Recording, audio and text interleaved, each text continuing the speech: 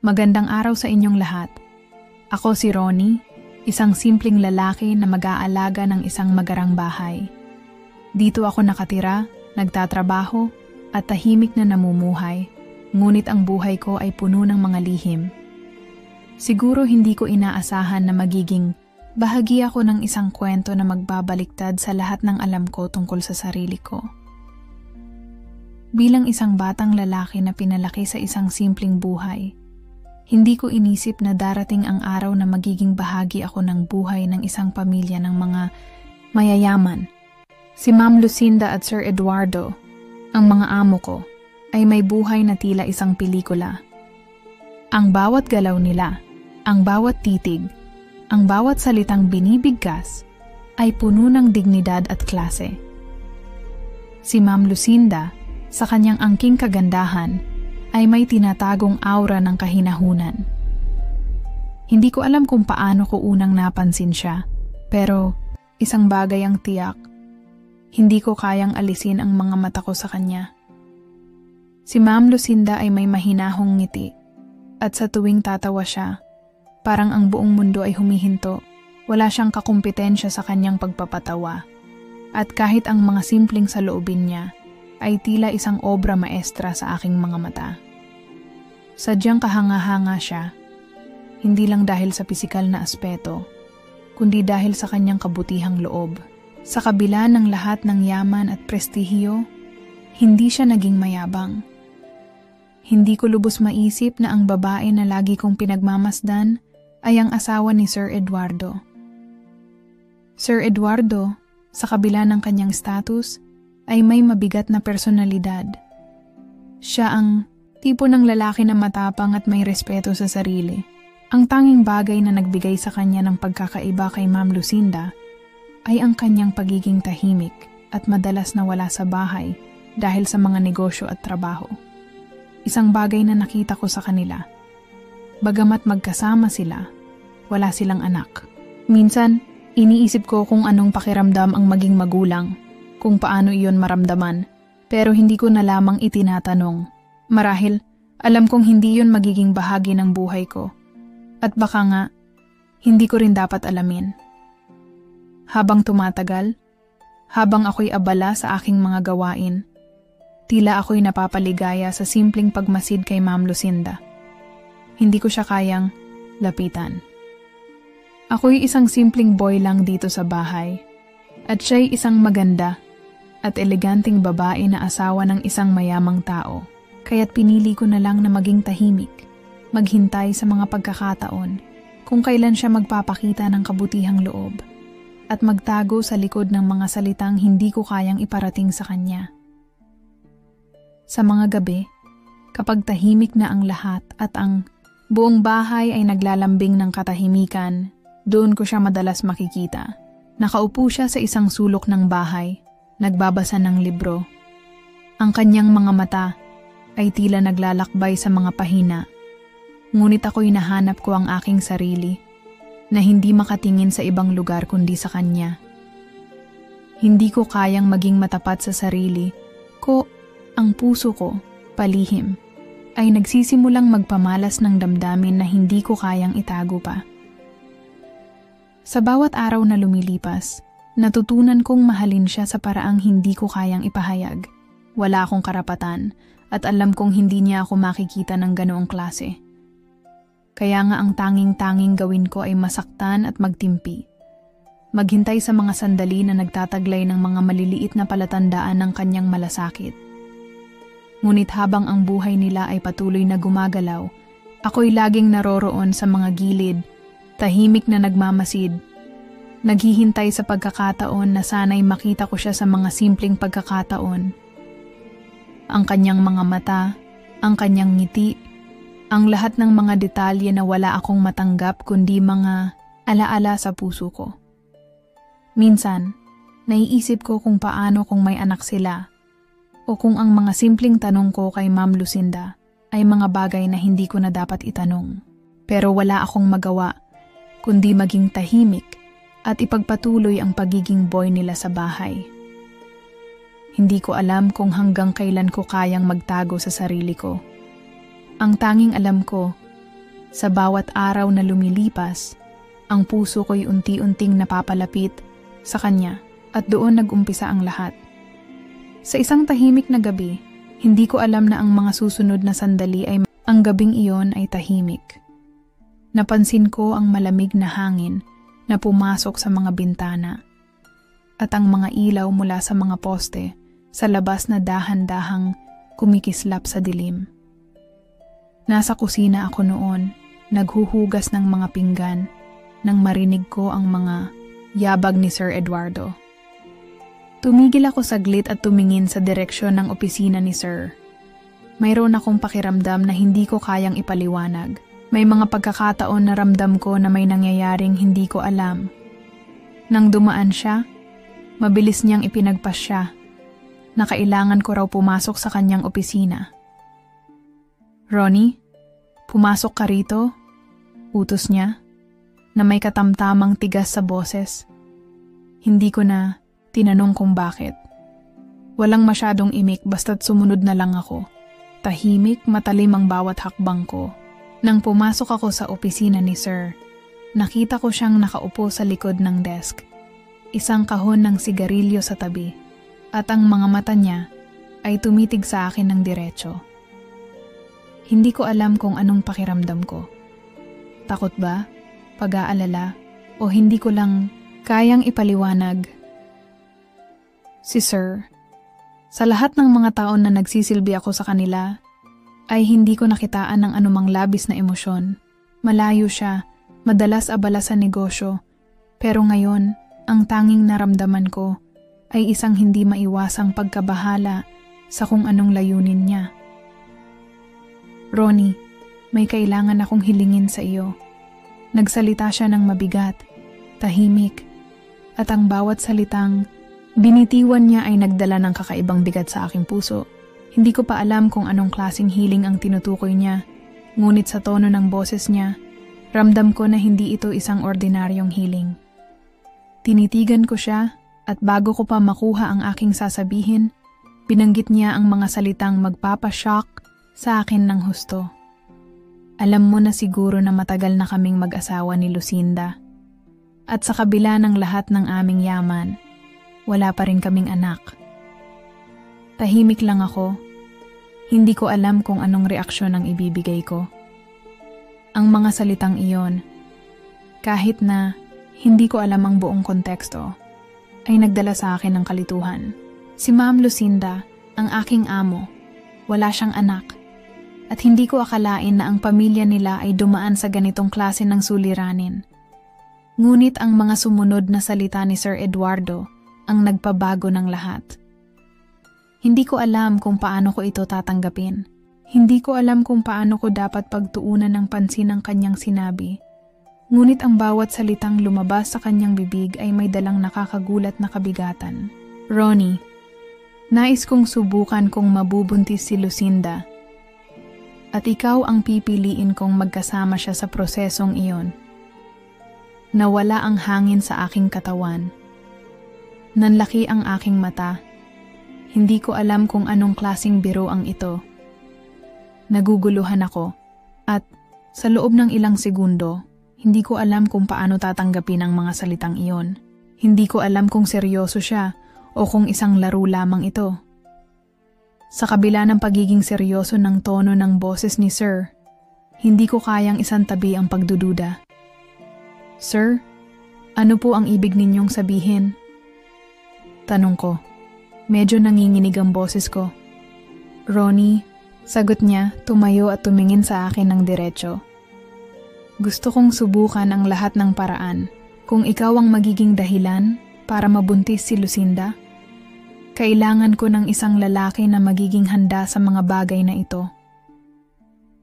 Habang nagsasalita siya, tumingin ako kay Sir. Ang mata niya ay puno ng kalinawan. Parang hindi ito isang biro. May malalim na dahilan sa likod ng kanyang sinasabi. At hindi ko alam kung gaano ako kasigurado na ito na nga ang realidad ng aking buhay ngayon. Nag-isip ako. Hindi ko pa rin kayang tanggapin na ito ang magiging papel ko sa buhay ng pamilya nila, pero ang katotohanan ay May epekto na ang mga sinabi ni Sir sa aking puso. Naramdaman ko ang init ng katawan ko, ang kakaibang tensyon na sumisibol mula sa dibdib ko. Kung may bagay na hindi ko kayang ipaliwanag, ito na siguro iyon. Yung pakiramdam na sinusubok ang aking pagkatao, ang aking pagkakaalam sa sarili. Ronnie, hindi ko ito hihilingin kung hindi talaga kailangan. Sabi ni Sir, medyo bumaba ang tono ng kanyang boses. Nag-isip ako ng malalim. Huwag mong gawin. Huwag mong tanggapin. Pero sa loob ko, may isang boses na nagsasabing, pumayag ka. At doon ko naisip, hindi ko kayang takasan ng tadhana. Ang mga salitang iyon ni Sir, hindi ko kayang iwasan. Sa kabila ng lahat ng hindi ko maintindihan, ang aking sagot sa kanya ay isang mahirap na, oo, sir, sagot ko. Ang boses ko'y medyo mahina, pero may kabigatan sa bawat salitang lumabas mula sa aking bibig. Hindi ko pa alam kung anong epekto ang darating sa mga susunod na araw. Ngunit sa mga sandaling iyon, nagsimula na akong maglakbay sa isang mundo ng kalituhan, takot, at siguro isang uri ng pananabik na hindi ko kayang ipaliwanag. Naglakad ako papunta sa kwarto ni Ma'am Lucinda nang magtulungan kaming maglinis pagkatapos ng hapunan. Ang buong bahay ay tila tahimik, parang may nakatambad na hangin ng hindi maipaliwanag na tensyon. Alam ko, hindi ako nag-iisa sa pakiramdam na ito. Sa bawat hakbang ko, ramdam ko ang bigat ng mga desisyon na binibitawan ko at ang mga hindi nasasabi na damdamin na nagsisimula ng magtago sa bawat sulok ng aking puso. Dahil sa sinabi ni Sir Eduardo kanina, naging magulo ang aking isipan. Hindi ko alam kung paano ko ipaliwanag ang mga saloobin ko sa mga sandaling iyon. Pero ang nararamdaman ko, higit pa sa pagkabahala, parang may isang kabang nagbabalik sa akin. Isang hindi kayang ipaliwanag na init na nagsimula ng maglaro sa pagitan namin ni Ma'am Lucinda. Nang pumasok ako sa kwarto, naisip ko na si Ma'am Lucinda ay matutulog na. Ngunit, ang nakita ko ay siya, nakasuot ng isang malambot na nightgown, na dumating nang hindi ko inaasahan. Hindi siya nagsalita, ngunit ang paraan ng pagtingin niya sa akin, ang mga mata niyang naglalaman ng kakaibang sigla, ay nagsabi ng lahat. Dahan-dahan niyang tinanggal ang mga alalahanin ko. Isang titig lang mula sa kanya, at pakiramdam ko'y natutunaw na ako sa pagkakaharap namin. Nagkatinginan kami, at bago ko pa maintindihan ang mga susunod na mangyayari, ramdam ko ang malakas na tugon ng aking katawan, isang tugon na hindi ko kayang pigilan. Ang mga tingin niya, ang lambot ng kanyang boses, ay nagsabi ng higit pa sa mga salitang hindi namin kayang iparating. Sa mga mata ni Ma'am Lucinda, nakikita ko na ang kanyang mga desisyon, ang kanyang mga hinanakit, ay nagmumula sa isang lugar na malalim at puno ng matagal na pagkukulang. Dahan-dahan siyang lumapit sa akin. Wala ni isang salita, ngunit ang bawat galaw niya ay tila nagsasabi ng mga bagay na hindi na kailangang ipaliwanag. Ang kanyang kamay ay dumampi sa aking dibdib, at sa isang saglit, ramdam ko ang init na kumakalat sa buong katawan ko. Ang malambot niyang mga daliri ay parang kumikilos sa mga lugar na hindi ko pa nakikita sa aking sarili. Nagkalapit kami, at sa bawat pagsayaw ng aming katawan, bawat galaw na tila walang sinasadyang nagdudulot ng higit na pagkabighani sa isa't isa, tinutokso kami ng mga saloobin, ng mga hindi kayang isigaw na damdamin. At sa mga sandaling iyon, napagtanto ko na hindi lang siya nagmamadali dahil sa hiling ni Sir. Sa mga mata ni Ma'am Lucinda, ramdam ko ang takot, ang pangangailangan, at ang hinanakit. Hindi lang dahil sa hindi pagkakaroon ng anak, kundi dahil may iba pang laman ang kanyang mga damdamin para sa akin. Ronnie, ang pangalan ko ay tahimik na bumulong sa aking tenga, at sa mga salitang iyon, parang isang pader ang gumuho sa aking dibdib. Hindi lang ito tungkol sa pagkakaroon ng anak, Ronnie. Hindi lang iyon ang dahilan. Gusto ko, Ronnie. Gusto kita. Ang bawat salitang binitiwan ni Ma'am Lucinda ay parang pabigat sa aking puso. Naramdaman ko ang isang kakaibang pagkabasag. Isang pagsabog ng mga saloobin ko na hindi ko pa kayang tanggapin. Hindi ko alam kung paano sasabihin na hindi ako handa sa kung anong mangyayari. Gusto ko siya. Pero may takot akong sumiko mula sa mga mata ko na hindi ko kayang sabihin. Tahimik akong tumingin sa kanya. Sa mga mata ni Ma'am Lucinda, nakita ko ang isang bagay na wala akong inaasahan. Hindi lang siya ang babaeng nagtangkang magbigay ng anak sa kanilang mag-asawa. Si Ma'am Lucinda, sa mga sandaling iyon, ay isang babae na nag-aalab ng matagal ng hindi nasasabing pagnanasa.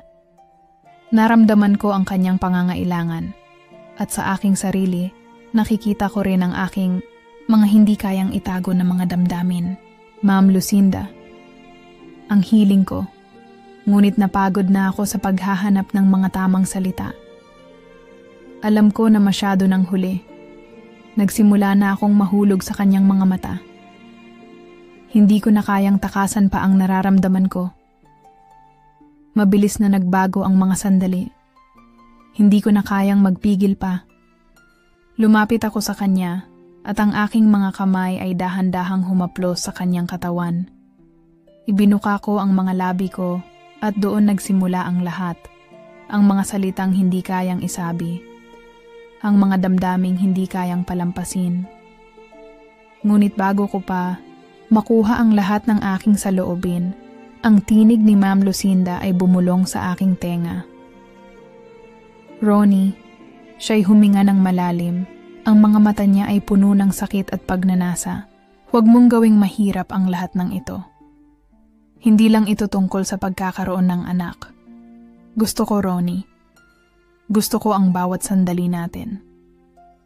Naramdaman ko ang init sa kanyang mga katawan. At sa isang saglit, nagbago ang lahat. Hindi ko nakayang kontrolin pa ang sarili ko. Ang magkahalong pagnanasa at takot ay nagiging isang sigaw na bumabalot sa aking puso. Ang lahat ng mga saloobin ko ay nagbabalik sa akin ng isang sakit na hindi ko kayang harapin. Ngunit sa bawat galaw ni Ma'am Lucinda, nararamdaman ko na hindi ko na kayang umalis sa lahat. Hindi ko alam kung paano nagsimula ang lahat. Parang isang gabing puno ng mga patagilid na alon. Ngunit sa isang iglap, naramdaman ko ang bigat ng lahat ng ito. Pagkatapos ng gabing iyon kasama si Ma'am Lucinda, nagbago ang mga bagay. Hindi lang sa aming dalawa, kundi pati na rin sa buong bahay. Ma'am Lucinda, na dati ay palaging puno ng sigla at saya, ay tila naging malamig at distansya. Hindi ko maintindihan. Ngunit may isang bagay na hindi na tulad ng dati. Sa bawat pagkikita namin, parang may namumuo na namang hindi maipaliwanag na hangin sa pagitan namin. Ang mga mata niya ay nagsimula ng magtago. Tinutukso siya ng sariling mga nararamdaman at ramdam ko ang hirap na pinagdadaanan niya. Hindi ko malaman kung ako ba ang nagiging sanhi ng lahat ng ito o kung may mga bagay lang na nag-aalab sa kanyang puso na hindi kayang ipaliwanag. Habang ang lahat ng ito ay nangyayari, si Sir Eduardo, na dati ay palaging abala sa trabaho, ay nagsimulang mapansin ang mga pagbabago. Parang may isang malamlam na usok na umikot sa bahay, isang tensyon na mahirap ilarawan. Naging mas matahimik siya. Mas nagiging malayo siya kay Ma'am Lucinda. Ang dating kanilang maligayang ugnayan ay nagsimulang magbago at sa mga sandaling iyon, ramdam ko ang kaba sa aking dibdib. Wala akong magawa kundi sumunod sa mga araw na bumabalot sa amin ng mga hindi masabi-sabing mga saloobin. Naging mabigat na ang pagkakaroon ng lihim na dala ko. Ang bawat pagkakataon na ako at si Ma'am Lucinda ay magkasama, may isang bagay na nagtulak sa aking puso. Hindi ko kayang tanggalin ang mga alingaw-ngaw ng gabing iyon. Ngunit sa bawat hakbang ko, Ramdam ko ang bigat ng sikreto namin. Hindi ko alam kung paano ipaliwanag ito kay Sir Eduardo o kung paano ko haharapin ang mga nangyayari. Ang mga araw ay nagiging mas magulo at ang mga linggong lumipas ay tila may mga daang hindi ko kayang balikan. Habang abala si Sir Eduardo sa mga negosyo niya, si Ma'am Lucinda at ako ay nagsimulang magtaglay ng mga mata ng hindi pagkakaintindihan. Tinutukso kami ng mga kasinungalingan. Ang puso ko ay nagsimulang magtampo at bawat galak ay napapalitan ng isang pangambang hindi kayang ipaliwanag. Kaya't habang ako ay nahulog sa mga mata ni Ma'am Lucinda, nagsimula rin akong mag-isip ng malalim. Nasa gitna ako ng isang delikadong laro na hindi ko kayang tapusin, ngunit hindi ko rin kayang simulan pa ulit. Ngunit may isang bagay na mas komplikado. Isang gabi, nagbalik si Mina, ang dating babae sa aking buhay. Si Mina ay isang alaala ng nakaraan at sa kanyang pagbabalik, nagising ang mga damdamin na matagal nang iniiwasan.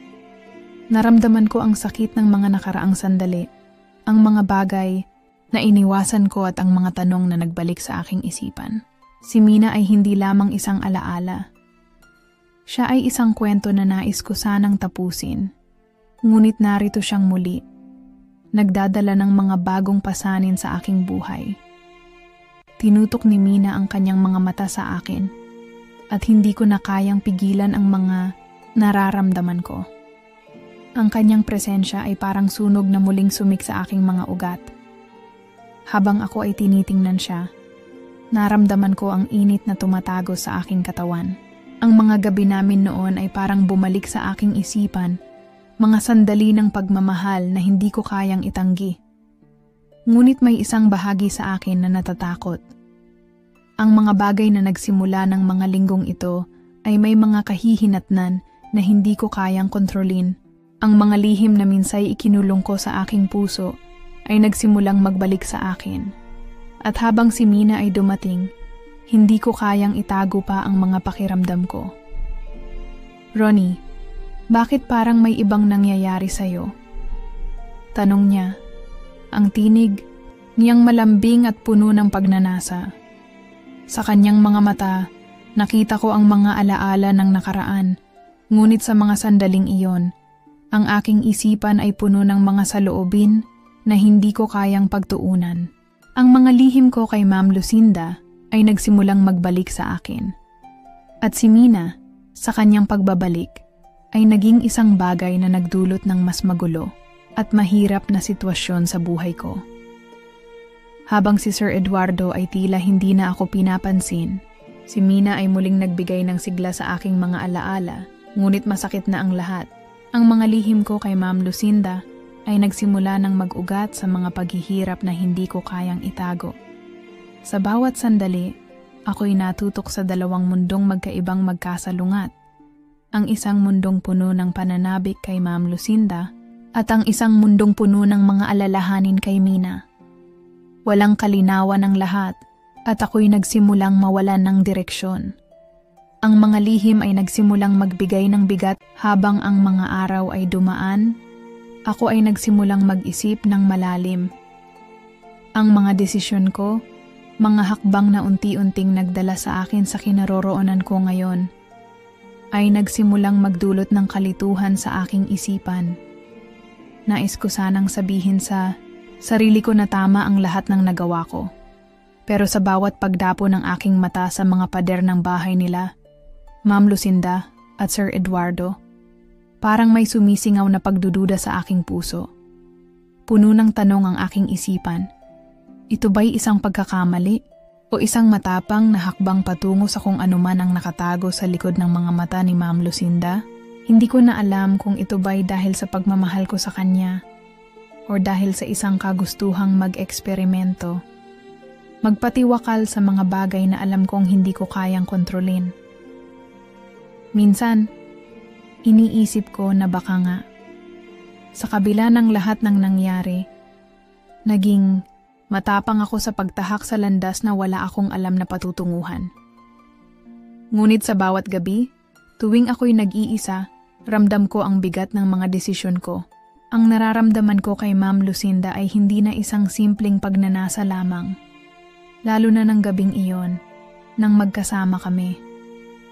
Ang mga mata niya, puno ng hinagpis at sabayang pagnanasa, ay tumagos sa aking kaluluwa. Nakikita ko sa kanyang mga mata ang mga saloobin na hindi kayang ipaliwanag ng mga salita. Ang gabing iyon ay isang pagnanasa na hindi ko kayang kalimutan. Ngunit sa parehong oras, ito'y isang pagkatalo na hindi ko kayang takasan. Tinitimbang ko sa sarili ko kung ang mga bagay na nangyari ay naging sapat na dahilan upang magpatuloy. Sa bawat linggong lumipas, nararamdaman ko ang pagdapo ng guilt sa aking puso.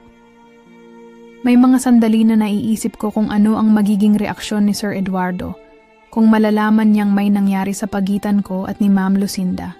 Siya na tumuring sa akin bilang isang kapamilya, na nagtiwala sa akin sa mga bagay na hindi ko kayang suklian.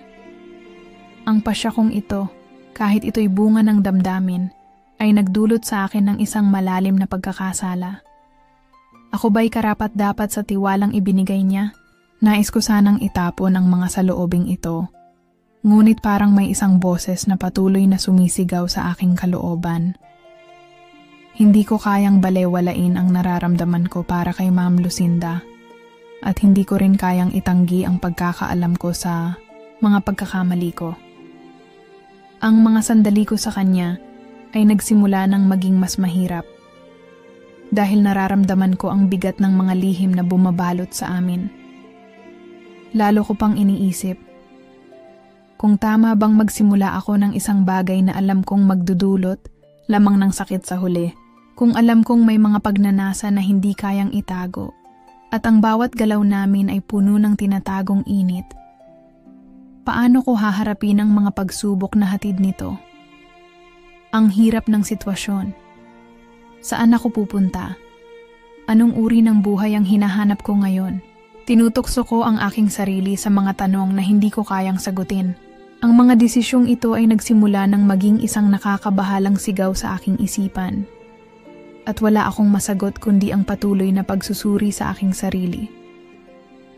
Ang mga yapak ko ay nagiging mas mabigat habang ako'y dumadaan sa isang landas na hindi ko kayang pagtakpan ng mga pangarap. Minsan naiisip ko, si Ma'am Lucinda ba ang dahilan kung bakit ko ito ginagawa? O baka naman, ito'y isang pagsusubok na itinakda ng tadhana? Hindi ko rin alam kung paano ako makalalaya mula sa mga tanong na nagsisilbing mga kadena sa aking puso. Ngunit isang bagay ang sigurado ako. Hindi ko na kayang balikan ang mga simpleng araw bago ko siya nakilala, bago ko siya pinili. Minsan, ang damdaming lumabas mula sa dilim ay nagsisilbing gabay. Ngunit kasabay nito ay ang pagkatalo ng kaluluwa. Sa mga sandaling ito, ako ay napapaamo ng mga anino ng aking nakaraan, ng mga pagkatalo at pangarap na hindi ko na matutumbasan. Ngunit may isang tanong na patuloy na gumugulo sa aking isipan. Tama ba akong magpatuloy sa laban na ito? Ang mga araw na dumaan ay nagsimula ng magmukhang isang mahabang dilim sa aking isipan. Ang mga sagot na aking hinahanap ay tila lalong lumalayo, at bawat hakbang ko ay nagsisilbing isang pagninilay sa mga pagkakamaling hindi ko na mababalikan. Ngunit ang mga susunod na kaganapan ay magdadala sa akin ng isang matinding pagkabigla, isang pagpapahayag na muling magugulo ang lahat ng aking alam. Isang gabi, nag-usap kami ni Ma'am Lucinda. Sa simula, akala ko'y makakakita kami ng ilang sagot sa mga tanong na bumabagabag sa aking isipan. Ngunit ang mga salitang binitiwan niya ay mas matindi pa sa mga lihim na hindi ko inaasahan. Tinignan ko siya, ang kanyang mga mata na puno ng lungkot at naramdaman ko ang bigat ng kanyang mga salita. Ronnie, simula niya, lahat ng ito hindi mo alam. Pero ang lahat ng nangyari sa atin ay parte ng mas malaking plano na ipinlano ni Sir Eduardo. Ang mga salitang iyon ay tumagos sa aking katawan at parang ang puso ko ay huminto. hindi ko kayang intindihin ang kanyang sinabi. Ang mga araw ng kaligayahan at saya na sa tingin ko ay akin, ay bigla na lamang naging isang labirinto ng mga kasinungalingan. Ang plano ni Eduardo, Ronnie, ang mga ito'y bahagi ng pagsusuri ng kanyang test sa iyo. Alam niya ang tungkol sa lahat ng ito kahit bago pa mangyari ang lahat. Hindi ko kailanman nais na masaktan ka, ngunit bahagi ito ng isang eksperimento. Isa siyang maestro na nagmamasid. Sa mga salitang iyon, nagbalik sa aking isipan ang lahat ng nararamdaman ko para kay Ma'am Lucinda. Na parang ang lahat ng pagkilos niya, ang mga mata niyang naglalaman ng lihim na pananabik, ay hindi ko na pala naiintindihan ng tama. Hindi ko alam kung ano ang nararamdaman ko noon. Galit, takot, o pagsisisi. Habang ang kanyang mga salita ay patuloy na bumabalot sa aking isipan, ang aking mga kamay ay nagsimulang magkakawalan ng lakas. Ang saya na ipinagkaloob niya sa akin, ang mga gabing puno ng init at pagsasabuhay ng mga pangarap, ay naging sanhi ng isang mapait na katotohanan. Muling sumik sa aking isipan ang mga tanong. Bakit ako? Bakit ako ang pinili ni Eduardo upang maging bahagi ng ganitong laro? Si Eduardo, Ronnie, dagdag ni Lucinda. Matagal na niyang alam ang lahat. Alam niya na ikaw ang pinakamalapit sa kanya. At tinesting niya ang iyong pagkatao, ang iyong katapatan. Ang lahat ng ito ay isang pagsubok na ginawa niya upang malaman kung anong klaseng lalaki ka. Hindi ko kayang paniwalaan ang mga narinig ko. Ang buong pagkatao ko ay parang nabaliw sa mga sagot na walang kasiguruhan. Sa mga sandaling iyon, hindi ko alam kung sino ang dapat kong sisihin. Si Sir Eduardo na nagtakda ng ganitong plano, o ang aking sarili na nagpatuloy sa landas na hindi ko naman alam kung anong magiging wakas. Sa gitna ng kaguluhang iyon, nagdesisyon, magsisimula akong maghanap ng mga sagot. Hindi ko na kayang magpatuloy sa pagiging sunod-sunuran sa mga hangarin ng iba. Ang puso ko ay puno ng paghihirap at kalituhan. Ngunit alam ko, kailangan ko itong ayusin. Kailangan kong malaman ng buong katotohanan tungkol kay Sir Eduardo at kung bakit ako naging bahagi ng larong ito. Ang paghahanap ng sagot sa mga tanong ko ay nagsimula bilang isang simpleng hakbang, ngunit sa mga sandaling iyon, alam kong magiging mahirap at masakit ito. Habang ang mga araw ay dumaan, patuloy akong naghahanap ng mga palatandaan, mga indikasyon kung paano ko maiwawala ang mga kadena ng lihim na ikinulong ako. Hindi ko alam kung anong magiging resulta ng mga hakbang na iyon. Ngunit hindi ko kayang isantabi ang mga tanong na nagsisilbing bigat sa aking dibdib. Hindi ko na kayang patagilid lang. Kailangan kong maghanap ng kaliwanagan upang matutunan kung saan nagmula ang lahat ng ito at kung paano ko magagampanan ang aking mga responsibilidad at ang aking tunay na pagkatao. Ang lihim na ito ay hindi na lamang isang saloobin o pakiramdam. Ito na ngayon ay naging isang pasanin, isang gabi, nang ang mga ilaw sa bahay ay nagbukas ng maliwanag na silahis sa dilim. Doon ko na lamang natutunan ang pinakamalupit na lihim na magpapabago sa aking buhay magpakailanman. Tila ba ang mundo ko ay biglang nag-shatter at lahat ng mga piraso ng mga pangarap na akala ko'y aking hawak ay nauurong sa mga kamay ko. Nasa aking harapan si Ma'am Lucinda, ang kanyang mga mata puno ng takot at may luha na nag-aalab sa kanyang mga mata. Ang kanyang mga labi, na noon ay tanging mga halakhak ang ipinapahayag, ay ngayon nag-uusap ng mga salita ng kalungkutan. Ronnie, ang tinig ni Lucinda ay may kabigatan. May mga bagay na hindi mo pa alam. Hindi lang ikaw ang ama ng anak ko. May iba pang bagay na nakatago sa likod ng lahat ng ito. Naramdaman ko ang panginginig sa aking katawan.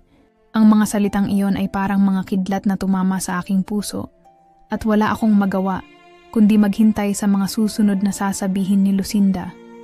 At nang siya ay nagsalita, lahat ng aking akala ay nawalan ng halaga. Alam ni Eduardo ang lahat mula pa sa simula, sinabi ni Lucinda. Hindi lang siya hindi nagulat, Ronnie. Siya ang nagtakda ng lahat. Pinili niyang gawing laro ang iyong buhay upang malaman kung pipiliin mo ba ang pagmamahal o ang katapatan. Nabigla ako at ang aking katawan ay parang nilamon ng malamig na pagkabigla. Hindi ko na kayang tanggapin ang mga salitang binitiwan ni Lucinda. Sa mga sandaling iyon, ako'y parang nauurong sa isang madilim na daan na walang katapusan. Hindi ko kayang paniwalaan na si Sir Eduardo, ang lalaking itinuring ko ng isang ama, ay nagbabalak sa akin mula pa sa simula. Ako ba'y naging isang piraso ng chess sa isang laro ng kapangyarihan at lohika na hindi ko naiintindihan?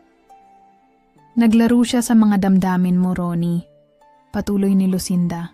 Ginamit ka niya para malaman kung paano ka magpapasya. Kung mamahalin mo ba ako o susunod ka sa kanya at sa kanyang mga plano.